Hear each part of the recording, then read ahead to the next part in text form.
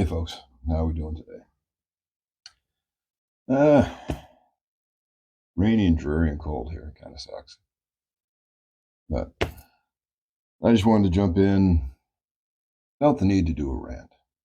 Now I don't know if it's a rant or a commentary, but I was driving into work this morning and I stopped at the corner store to pick up a couple of drinks. And I was pondering, as I pondered a lot, how different things are now than how they were when I grew up, and how I kind of miss those days. And I've noticed some more as I've gotten back into pocket knives. When I was young, I carried a pocket knife. Everybody carried a pocket knife. And the Girl Guides, they had to shoot pocket knives. And I always carried one until I started my current job. And I've been in that career for, better part of 30 years. And you can't carry a pocket knife there. So I kind of got away from it. And then as the world got weirder and weirder in the last few years, I kind of started gravitating back towards that stuff when I was young. So I started getting into pocket knives again.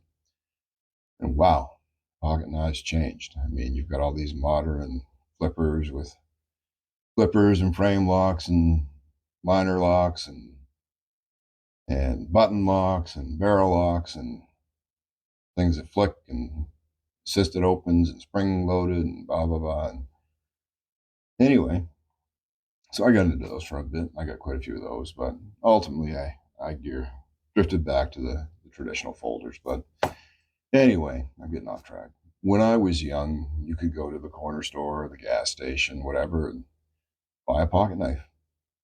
As a kid, I could go and buy a pocket knife because the guy or girl, lady running the corner store probably knew my dad, and they say, "Oh, that's so and so's boy. He's a good kid, and his father wouldn't mind him having a pocket knife, so I could buy a pocket knife. And if I didn't, he'd go buy it for me." So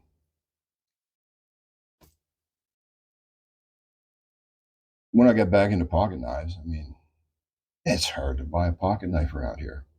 I'm on the east coast of Canada, and other than Alberta and Saskatchewan and whatnot, I would tend to think we're a little more old school here. But well, the only place, I mean, you can go to Canadian Tire and get some, they'll have some bucks and stuff like that. But mostly it's no name brand stuff. They'll have a couple Swiss Army Victorinoxes or whatever. But you pretty much got to go to Bass Pro Shop. And, I watched a fellow do a video walking through his Bass Pro Shop in the United States. And I think he went up around 3 or 4 aisles of knives. Here, you get about half an aisle and some stuff under the counter. So, anyway, as I'm picking up my drinks at the corner store, I'm thinking, that's probably that spot there is where the knives would have been when I was young. And as I look at the wall behind the counter, I can't buy a pocket knife at a convenience store's gas station, but there's an entire wall of rocket propelled explosives that I can buy to celebrate whatever random thing I want to celebrate. And, used to be like 4th of July or Canada Day or whatever, you'd see them then. Now it's all year round, you can buy them. And, I can buy them to celebrate whatever, or I can buy them to go to random protests for current thing and shoot them at police or whatever, but can't buy a pocket knife. The world is weird. But anyway, that was just a random thought I wanted to get off my chest. So, uh, I suppose while you're here, you might want to look at some knives. So rather than do a review on anything right now, I figured maybe I'd show you some of the ones I've been kind of working on and cleaning up. Most of these are either knives that have been in my family for years or knives that I've had. Um, this one here, I don't have a slip for. No name or anything on it. But it's basically just an old beaver skinner. No name on it, no serial number. Couldn't tell you what steel it is, but just one probably, this would be one my father had, and he probably skinned a lot of beavers with this knife. Anyway, he's going to be turning 80 this year, and he's got Parkinson's, and so he doesn't do a lot of that. We still get out and fish. We still get out every year and go to the camp and hunt, but he's not doing a lot of that kind of fine detail stuff anymore. But so I've been cleaning this one up. I think I'm doing a pretty good job. And then this one belonged to my godfather, and he passed quite a few years ago. Again, I couldn't tell you. Got no name on it. There's a Schrade Skinner that's kind of got a similar look to it. I don't know if this is a Schrade or a Schrade modeled after this. All this guy has on it is D15A78 written right down here. And other than that, no name or nothing on it. Little plate there that would have been for engraving. You put somebody's name on it or whatnot. Anyway, that's another one I've been cleaning up. Another family heirloom.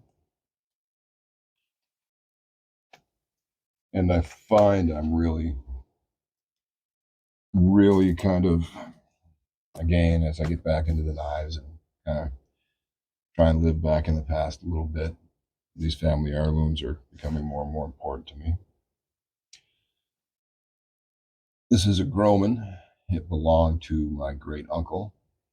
I've been working on trying to treat the sheath. It was pretty dry and crusty. It had a lanyard on it that I just haven't been able to save. But they still make these. Groman still makes these. They're a 101 Skinner, they're called. Let's see here. Let me get you that. Of course, it's backward, but Groman, Pictou, Nova Scotia. Well, I've been working on cleaning this one up. I've treated the handle, cleaned up the blade, polished the pins, and I'll eventually make a new lanyard for it. I think I'll probably either do it in the original leather or I might do it in paracord. Might put some beads on it. Anyway, that one's been coming along pretty good.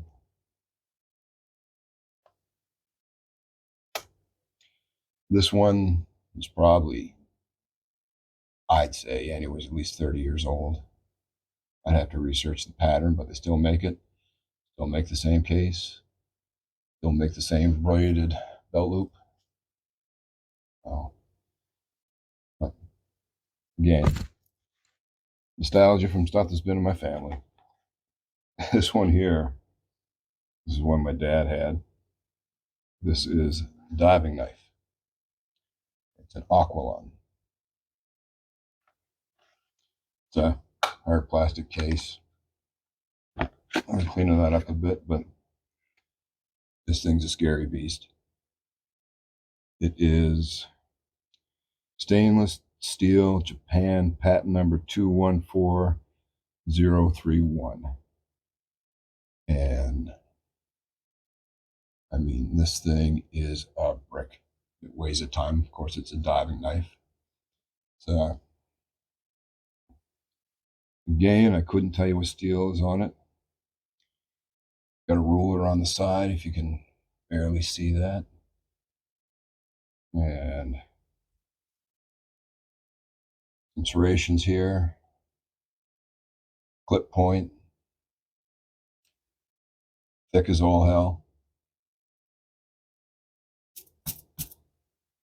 Beat some rocks or beat open some clams or oysters, I don't know. But anyway, that one, I couldn't tell you how old it is. I want to say probably from the 80s, early 90s. Really nothing on here to date it or anything. U.S. Divers Company, says underneath there. Anybody knows anything about these knives, they can point me in the right direction. That'd be great. I'd appreciate that. Um, Here's one I bought from an army surplus when I was probably 14, so that's 35 years ago. An old army bayonet. And it's been beat to hell, but gradually getting there. I've got the blade cleaned up.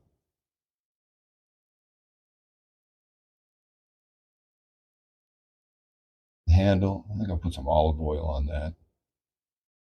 Bring some shine and life back to it. Full tang. Slotted for on the end of the rifle.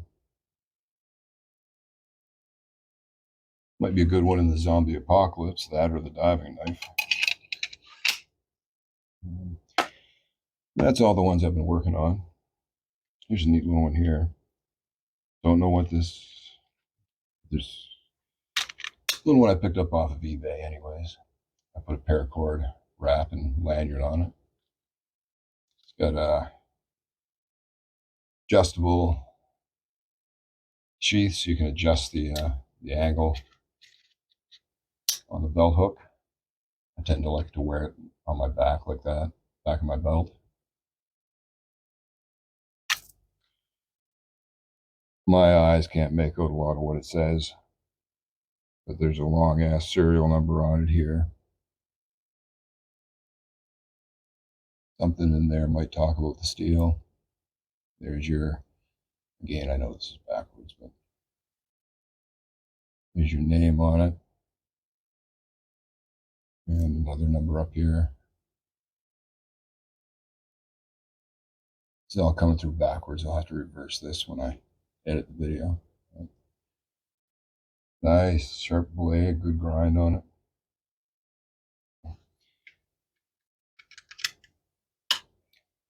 Just a little knife to have in the woods. Here's some Rough Riders I've got that I'll have to do some videos on if anybody's interested. I don't see a lot done on these.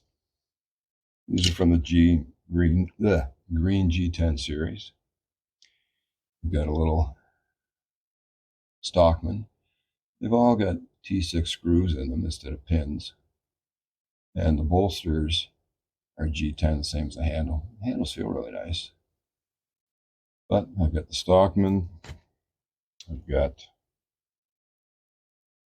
the Moose.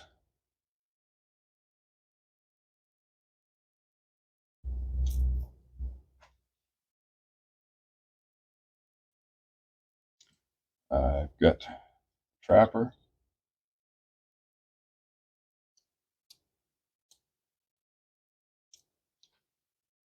And these all have the nail nick and the long pull. I'm not a big fan of that. It's a little too busy for me, but they're good knives. Fit and finish is good on all of them. There's no gapping.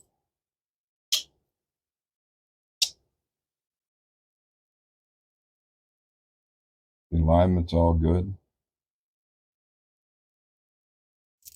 Then there's the Hunter. This guy's a big beast. Again, you've got your long pull and your nail nick, all match strike. That's a big fellow there. Got the clip point.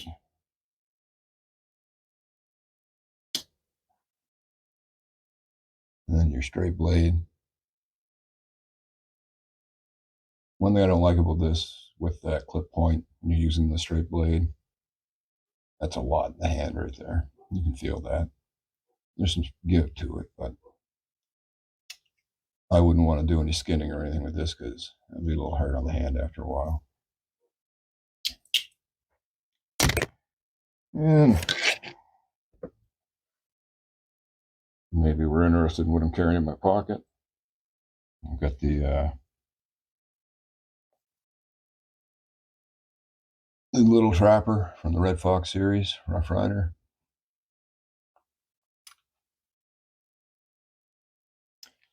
Got in my modified felt case. Classic Carbon 2 Rough Rider canoe. Getting some nice patina on this one. You can see that.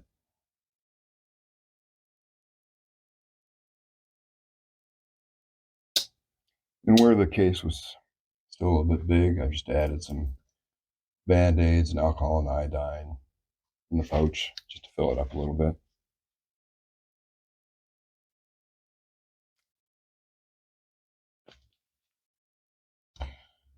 And my other pocket, I've got my little Max Edition Mini. I might do a video on this later.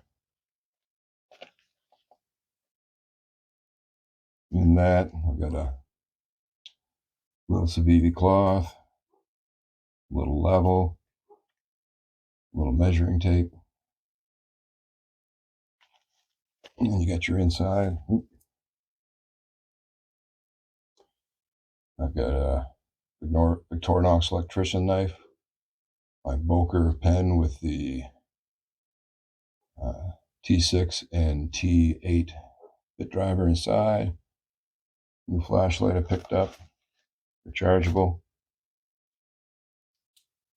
250 lumens. And then it'll be 250, a lighter mode, and your strobe.